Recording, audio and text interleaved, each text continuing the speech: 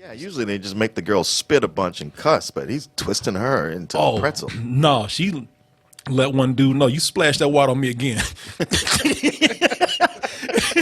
She fucked some dude up at the beginning of this movie. Oh, yeah. If she picked his ass up and he's like, God help me, and God like, I can't do nothing for that.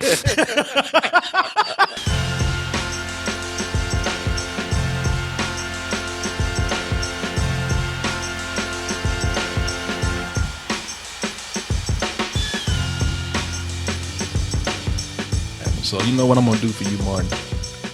Just so we can get the hell on out of here. I will not talk about dtmerch.com. I'll just say Just go. show it. I'm just Okay. gonna show it. Go there. Hey, we gotta help him do this. Go buy a shirt. Okay. That's it. All right. How about that? Okay. Subscribe. Sure. That works. Free audio. T-shirts. We already covered that. So you taking too long, Martin. Come on, we can't backtrack like that. We gotta go, Martin. Subscribe. Free audio. And what else? Sweatshirts. Gift certificates. Martin, Gift of choice. man, we going back to the store, Martin. Do you want to do this fast tonight? Sorry. Toasty goodness. Toasty goodness. Of course. This review has been brought to you by dtmerch.com, and the review that we're getting into, Martin, talking about a little girl named Hannah Grace. What's happening with little Hannah? Poor Hannah Grace. She ain't done nothing to nobody. And yet them punk ass demons, like they always do. You know, that's what I don't like about these demons, man. They're always picking on these little girls out here. Yeah. You know, and Hannah Grace. Hannah Grace, a little country ass, she just as frail, just as thin. And the demon says, you know what, that's perfect. That's a perfect moment to crawl up in that ass and possess her. She can't do nothing. Except, it didn't stop with that little girl. They messed that girl's body up. That's probably the worst exorcism I've ever seen, man. Oh, yeah? Yeah, you know, exorcism usually just come in there and throw some holy water on something. You know, pull up a crucifix. These priests came in and said, no, we got to set this bitch on fire. No, wait a minute. I like that. They just cut to the chase. Yeah, Like, yeah. we've seen enough of this. We know how it goes. We know how this goes. Yeah, we'll burn this bitch out of here. But no, you know, and after that happened, body goes to the morgue, and so Hannah Grace is like, well, I can't walk around with this. Or the demon inside Hannah Grace is like, I can't, not this. I got to look good. Got to get me a fresh one. And that's what happens when the body's brought to the morgue and you got this girl up here, Megan, who's her first night starting out. And wouldn't you know it, her first night there is the same night that they just happen to drop off this demon-infested body. Aw. And Martin, hilarity, hijinks ensue. Let's go. Let's go ahead and watch the trailer for the possession of, what's her name again? Hannah Grace. And I'll be back with my review.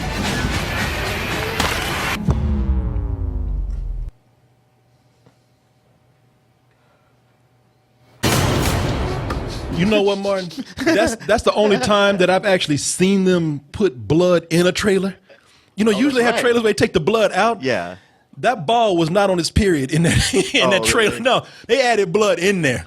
Huh. Or maybe they decided to just look too stupid to put on the big screen. All right.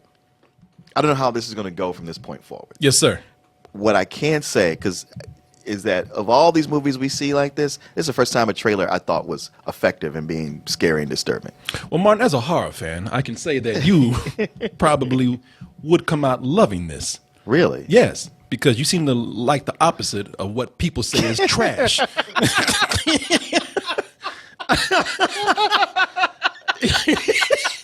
I ain't trying to hurt you, Martin. I'm not trying to do. But here's Martin. I can't lie. Right out the gate, I gotta tell you something. With this movie, way to mess up a good thing. Yeah. And I'm sorry, Martin. Did I say mess up? No, way to fuck up a good thing. I said I wouldn't even curse as much today when I got in here to do this show. And then I saw this movie, and I said, no, they fucked this all up. And I'll tell you why. Because they had a great premise. They had an amazing hook for this film. You know, when you watch this, it's like it's so disappointing.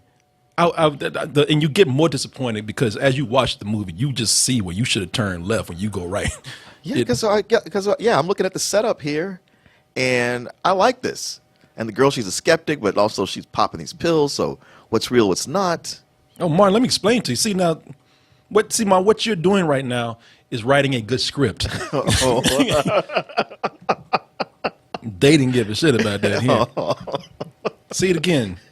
I'm sitting up here, and I see the potential of even you doing it right now. I'm listening to you, and you making it sound so much better than what it is. It really is. It's so disappointing. It's like, you know what it's like? It's like going on a date with somebody where, man, maybe you talked to them for about 10 minutes online, or you had a phone call, and you're like, man, I am intrigued by this person. They look good. I'm excited. And you get there and you realize they ain't got shit to say. Okay. At all. Okay. Whatever you liked about this person, it was in that first 10 minutes. It was gone after that. Okay. And that's how this movie is. Because, for one, it explains too much. It's because this starts out kind of weak. It starts out just like any possession movie that you've seen. Pick any one of them, because they always do the same thing. Like watching this, it starts out as a ripoff of The Exorcist. Yeah. But there's plenty of movies out there like that. But this one, I mean, now we're getting to the point where, all right, we need to do something other than picking on these girls and have these same two priests in the room, because that's what it is. You know, this right here, it has the same little girl that we always have in these movies, which is bullshit anyway, because these demons are just bitches, man. You know, they never pick on no dude, right? Because they know a dude he'll beat the shit out himself trying to get to you. Get out of here, bro. I'll kill you, bro. You want to go, man? Come on. Fuck. All right, man. Shit. They want to be in your dumbass in the first place. Yeah, you know, they always got these punk ass demons picking on these little girls, these Carla ass demons. They always got the same two priests in the movies who come in. They got the same weapons. They got that crucifix. Yeah. They got that holy water. And the whole time this is going on, Jesus just chilling. Jesus don't ever show up in these movies. Jesus, like, you see how this girl is all crooked, bent out of shape. I mean, this is bad. Right. And Jesus, like, they got it. Anyway. I ain't going down there fucking like that. I don't get paid. So you're going like, ooh. Yeah. Yeah. I'm pass. Yeah, that's my daddy's job, ain't mine. Anyway. I'll get the next one. Yeah. Oh, like the last one. Yeah, man. You know, it's the same thing that you've seen over and over again. And you know, the one thing that this movie does to set itself apart from any of those other movies out there, I will say in the beginning of this, that demon is a little more ferocious than the average demon that we see in these possession movies. Yeah, usually they just make the girl spit a bunch and cuss, but he's twisting her into a pretzel. Oh, these girls, and they do that in other movies too. They crack them bones and everything, but you know, they usually just kind of talk shit and toy with people around them. No, she let one dude know, you splash that water on me again. She fucked some dude up at the beginning of this movie. Oh, yeah. If she picked his ass up and he's like, God help me, and God's like, I can't do nothing for that. Close your eyes, boy. Don't look at this. It was bad, man. You know, it wasn't terrible, but it was gorier than what you get at the beginning of these of some of these possession movies. However, it is still an area that's very overfamiliar, what they do there. But after that, what you're talking about, you see in this trailer that you really like, that is when the real story starts to kick in. And that's when I say that it has a great hook. You know, you got this woman who's trying to kick addiction, and she gets this job at a morgue, tagging bodies at night. And on her first night, the creepiest body she gets seems to really not be dead yet. And because she's got an addiction problem, you know, she on that shit. Yeah. She even wonders herself, like, okay, is my mind working against me? And if I report this, people gonna be like, girl, you high?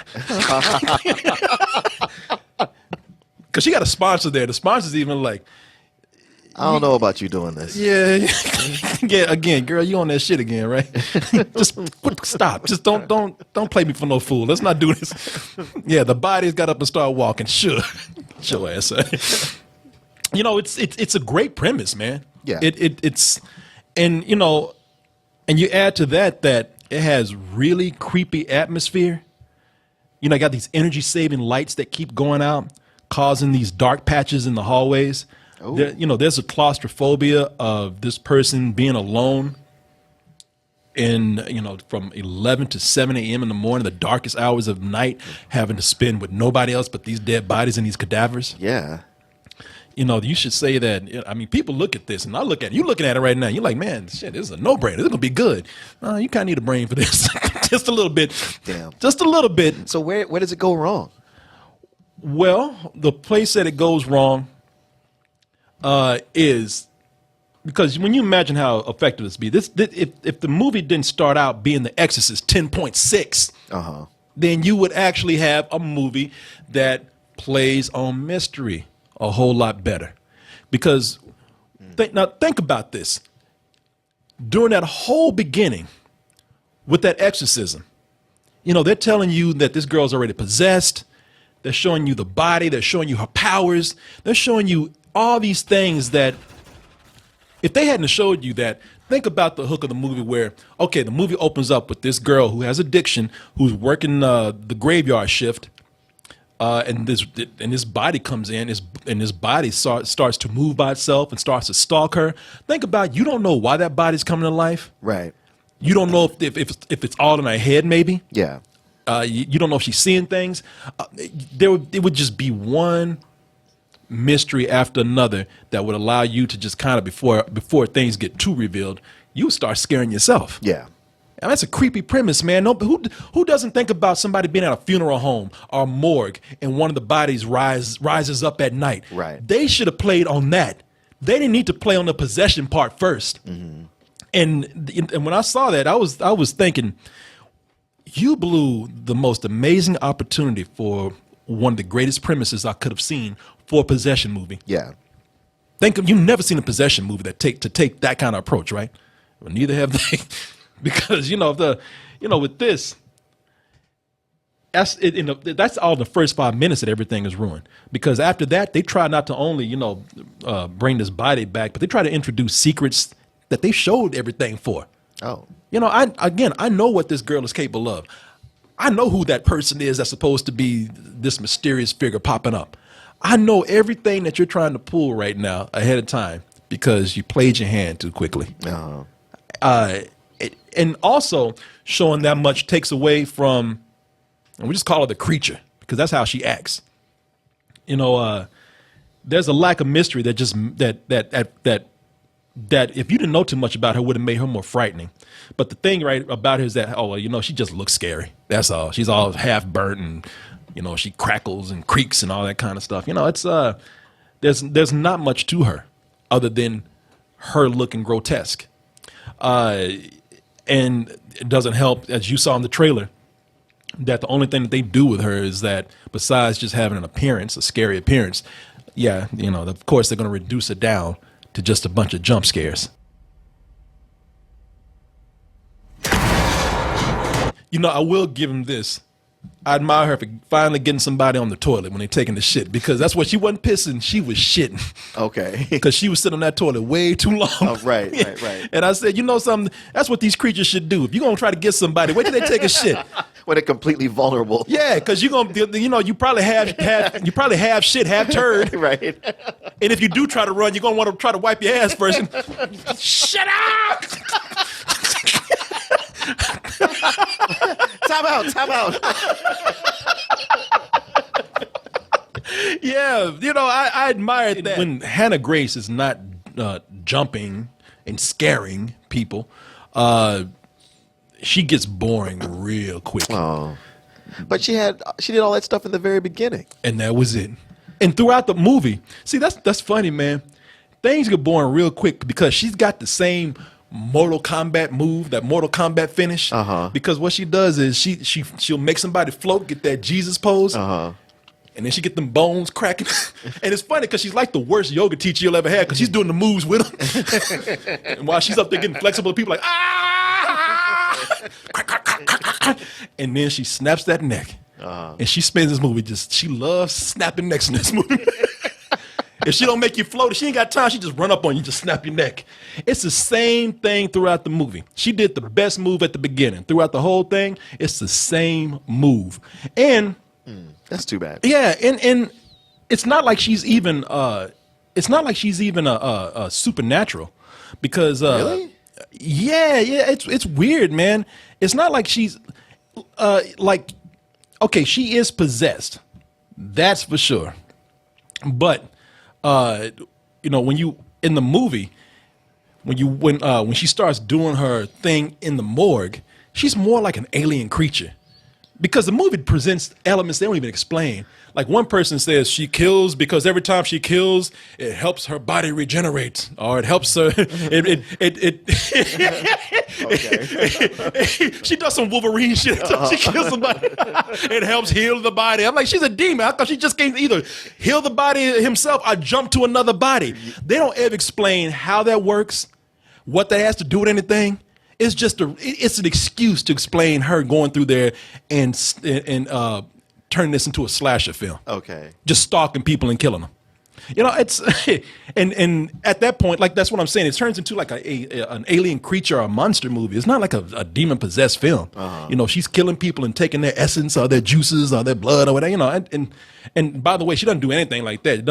It's not like after she kills someone, she sucks the soul out or anything. Not like she, sucks their blood or something. She just snaps her neck and all of a sudden it's like, oh, my skin's getting clearer. Oh. Come here, I need a beauty treatment. That whole thing with the cinematography and the settings that they have, that's done very well. Okay. Because, as I said, first of all, it just works so well because the atmosphere is so cold and dim, which furthers the feeling of just this creepy isolation with all these dead bodies in there. And that whole thing of playing with the lights, like they're motion detected. Yeah. So there's certain times that she has to kind of, like, she hears something, she's out there just waving, trying to get the lights to come back on. And if they had used it better, that would be really suspenseful. But it's not used that effectively. But I admire them for having an attempt at even that kind of element there, which helps to play some visual tricks in the movie, which are kind of creepy because it's not always a jump scare. Like, sometimes those lights are flickering. You think you see something going by, and I don't know, and that's my mind playing on me. I don't know if I actually saw something or not. Wish they had kept that up in the movie. The girl who plays Megan, Shay Mitchell, I thought she was good in the film. I like her character has that battle with addiction.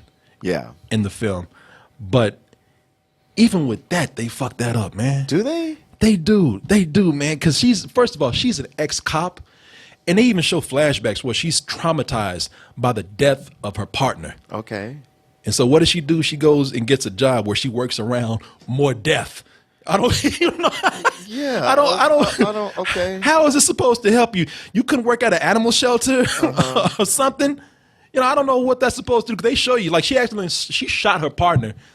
No, what was it? I think no, she was supposed to take somebody out, and she saw her partner get shot. So she's just kind of like, I got to take these pills to ease the pain. And it's like, okay, so you're going to surround yourself by all these cadavers and with all these wounds on them and everything, and that's supposed to make you feel better. Yeah. Writing in this is shitty. Yeah. Sloppy writing, man.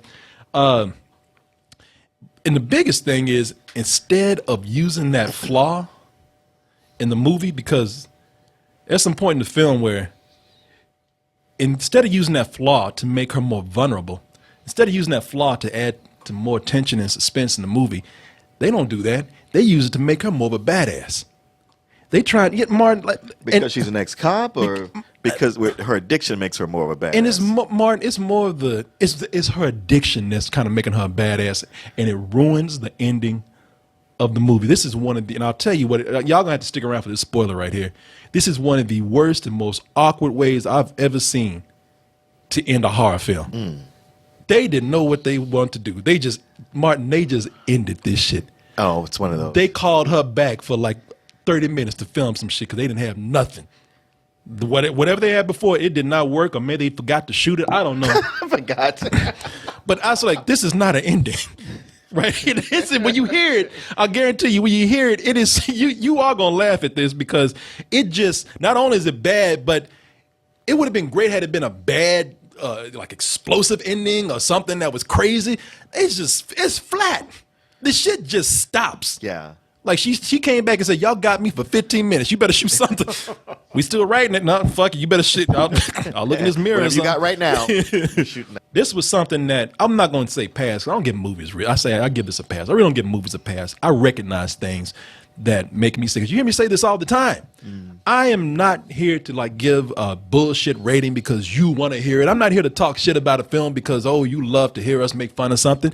No, I look at things and I say, if this worked and that worked and this worked, then I have to judge it fairly. And those things that I was telling you about, I said, listen, it barely gets bad, but gets by on a very low rental. Oh, okay. Barely gets by on a low rental. But that when they did that ending, I swear to you, I was in the theater with 3 other people. And I didn't care. I pretended like you were there. I'm like, bullshit. Y'all better find something. Okay, so now you see what I mean, where you have something at a rental or a low rental, and you're like, I'll just let it go at that. Well, and then that ending comes in, you're like, see, Martin, even if it was a stinger, like they could have ended it, and I would have been like, all right, and they could have come back with a stinger. I would have been like, all right, fuck this, but I'm already on my way out. Y'all don't have to do this. No, this shit was their story. This was their ending that they had. This is what they wanted to land and stick with. And I'm like, how the hell did you ever in your mind think that this was going to work with anybody? And I tell you why, because they were like, well, by that point, people have checked out. By that point, they don't care no more. We got your money anyway. Gives a fuck, really? You gonna complain? You know, this movie's barely an hour and 25 minutes. Y'all, wow. Yeah. At least there's that. Yeah, exactly. At least y'all were ready to go anyway. So, shit, you about to pay us to let you leave? Yeah, let me tell you about this ending, man. Let me tell you what happens with this ending right here for those who want to stick around for it. I mean, if you really care about the possession of Hannah Grace that much, let me tell you what happened with this ending. So, at the end of the movie, the dad like this mysterious stranger that keeps popping up a couple of times in the movie, like it's the fucking dad that we saw in the beginning. He's wearing a hoodie, like, oh my god, who's this guy? This mysterious guy. It's the fucking dad we know, because the dad he killed his own daughter. The body's still out there, so the dad's coming back because he knows that the body has to be destroyed. He's coming back to put the body in an incinerator, and that's what happens. Like he fails at it. Because, of course, she's losing her mind. He fails at it. He ends up dying. And that only leaves Megan to do it.